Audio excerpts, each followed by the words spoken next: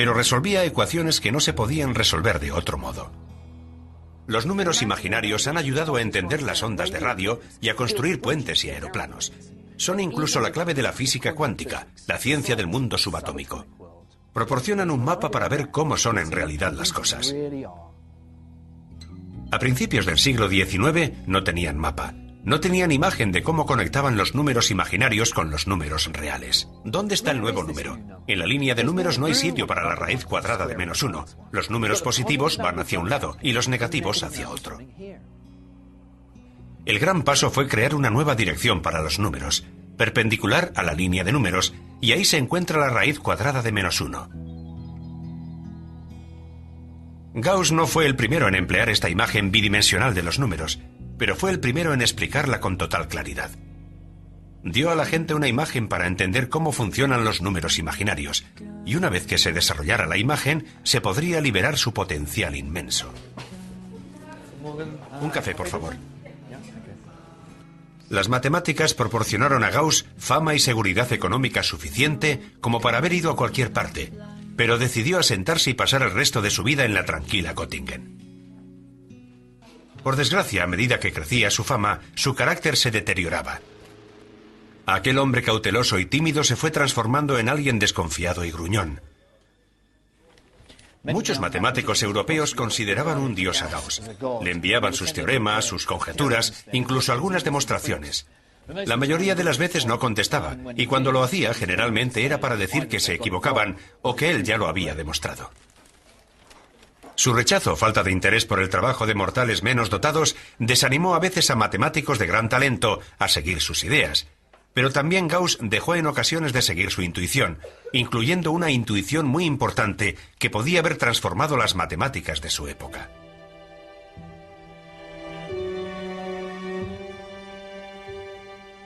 A 15 kilómetros de Göttingen se alza lo que se llama la Torre Gauss. ¡Wow! Es asombroso. Desde aquí hay una vista fantástica, sí. Gauss realizó muchos proyectos para el gobierno de Hannover, entre ellos el primer sistema de vigilancia para las tierras de Hannover. ¿Decidió Gauss hacer esta torre de vigilancia? Como matemático es lo último que se me ocurriría. Él quiso hacerlo. La finalidad principal para hacerlo era descubrir la forma de la Tierra. Comenzó a especular también sobre algo más revolucionario, la forma del espacio. Pensaba que el universo podía no ser plano. Exacto. Y si vivíamos en un universo curvo, no habría nada plano. Eso llevó a Gauss a cuestionarse uno de los principios centrales de las matemáticas, la geometría de Euclides. Se dio cuenta de que esa geometría, lejos de ser universal, dependía de la idea del espacio plano, y no se podía aplicar a un universo curvo. Pero en el siglo XIX la geometría de Euclides se consideraba poco menos que revelada por Dios, y Gauss no quería problemas, así que no publicó nada. Sin embargo, otros matemáticos no se amedrentaron. En matemáticas, con frecuencia es beneficioso formar parte de una comunidad en la que poder exponer y confrontar ideas.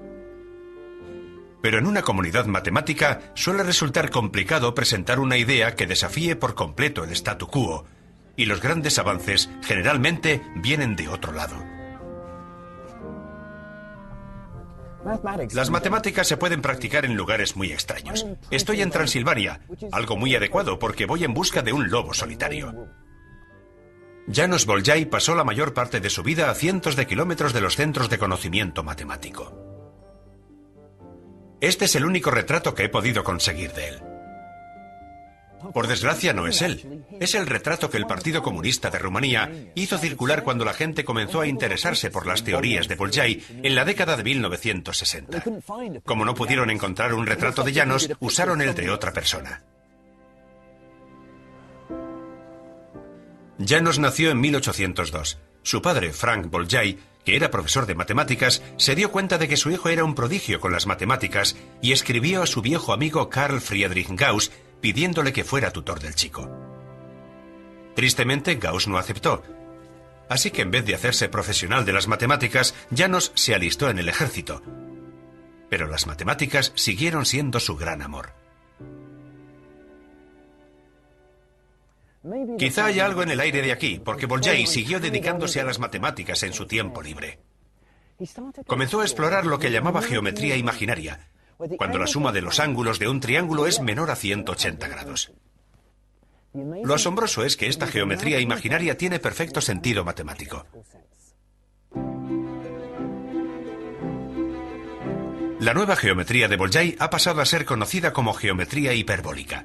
La mejor forma de comprenderla es pensar en la imagen de una esfera en un espejo, donde las líneas se curvan unas sobre otras. Es muy difícil de representar, ya que estamos acostumbrados a vivir en un espacio en el que todo parece recto y plano. En su pueblo natal de Tirgumures, investigué más sobre las revolucionarias matemáticas de Bolyai. Aquí se reverencia su memoria. El museo alberga una colección de artefactos relacionados con Bolyai, algunos de los cuales pueden ser considerados claramente transilvanos. Todavía conserva algo de pelo, es un poco truculento. El objeto de aquí que más me gusta es una maqueta preciosa de la geometría de Bolyai. La distancia más corta entre aquí y aquí, si te pegas a esta superficie, no es una línea recta, sino esta línea que sigue la curva de este triángulo. En esta superficie, las distancias más cortas forman un triángulo que suma 180 grados. Bolyai publicó su trabajo en 1831 y su padre mandó una copia a su viejo amigo Gauss. Gauss contestó de inmediato dando su aprobación, pero se negó a elogiar al joven Bolyai, porque dijo que quien debía ser elogiado era él. Lo había resuelto una década antes.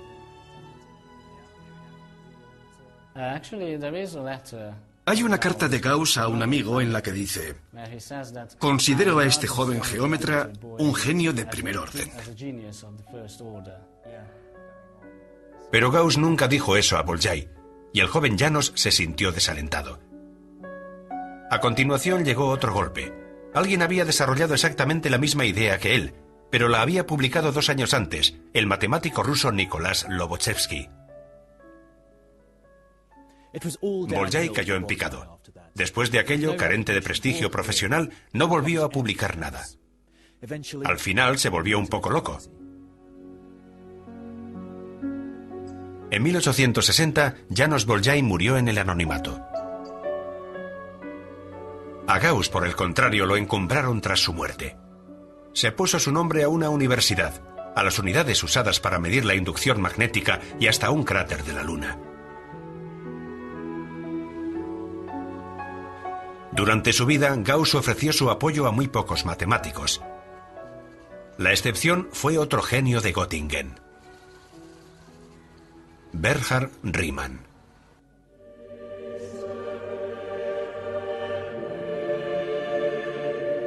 Su padre era ministro de la Iglesia y fue un cristiano convencido durante toda su vida. Riemann fue un muchacho tímido que pasó penalidades. Su familia era grande y pobre, y lo único que el joven tenía a su favor eran sus grandes dotes para las matemáticas, y eso fue su salvación. Muchos matemáticos, al igual que Riemann, han tenido infancias difíciles. Eran bastante insociables y sus vidas parecían desmoronarse. Fueron las matemáticas las que les ofrecieron sensación de seguridad. Riemann pasó buena parte de su juventud en la ciudad de Lüneburg, al norte de Alemania. Esta era su escuela local, construida como resultado directo de las reformas educativas de Humboldt a principios del siglo XIX.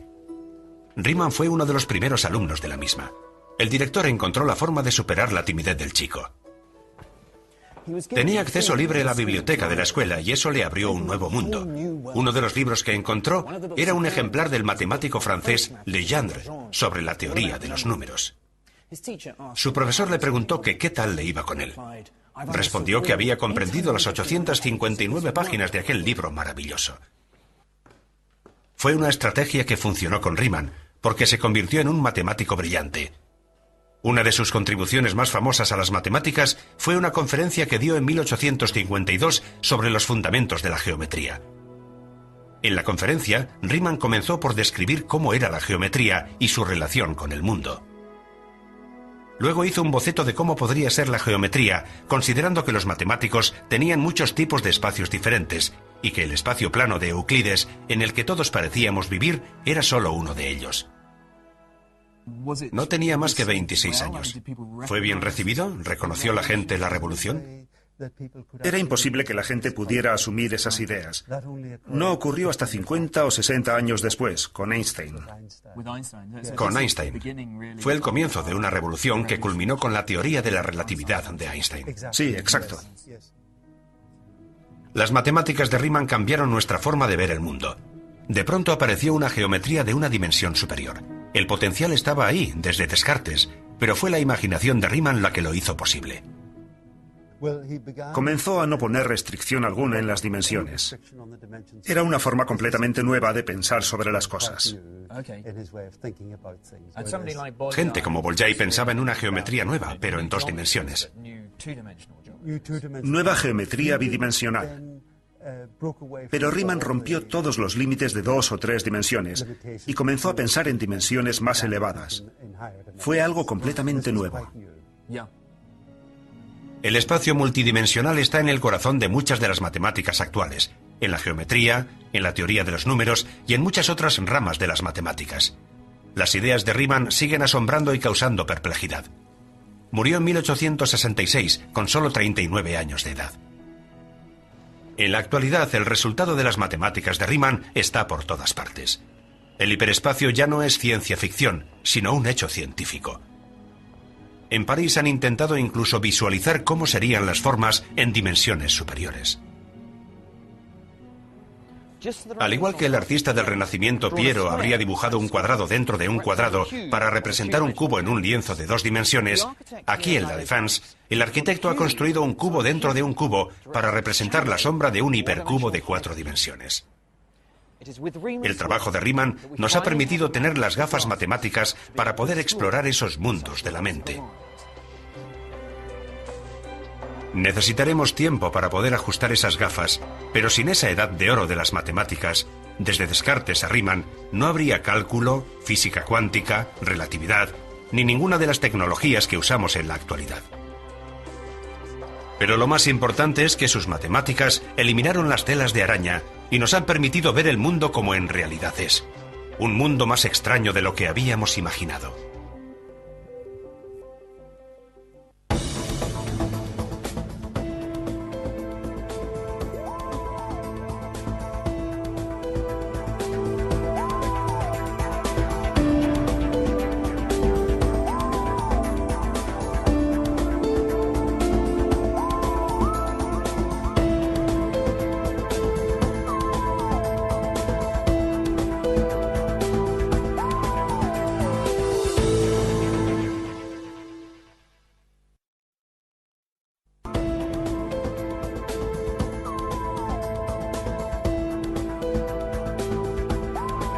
La historia de las matemáticas.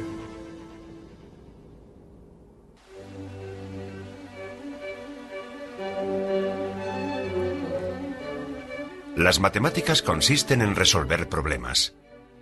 Y son los grandes problemas por resolver los que mantienen con vida a las matemáticas. En el verano del año 1900, el Congreso Internacional de las Matemáticas se celebró aquí, en París, en la Sorbona. Fue un evento bastante caótico, al que no ayudó nada el calor bochornoso de agosto, pero que será recordado como uno de los mejores congresos de todos los tiempos, gracias a una conferencia realizada por el prometedor David Hilbert.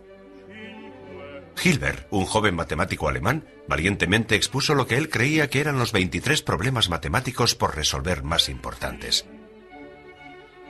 Lo que él quería era establecer una lista de asuntos pendientes de las matemáticas del siglo XX, y lo hizo con éxito. Estos problemas de Hilbert definirían las matemáticas de la era moderna. De aquellos que intentaron resolver estos problemas de Hilbert, algunos experimentaron un éxito tremendo, mientras que otros sufrieron estrepitosos fracasos. Hacia el infinito y más allá.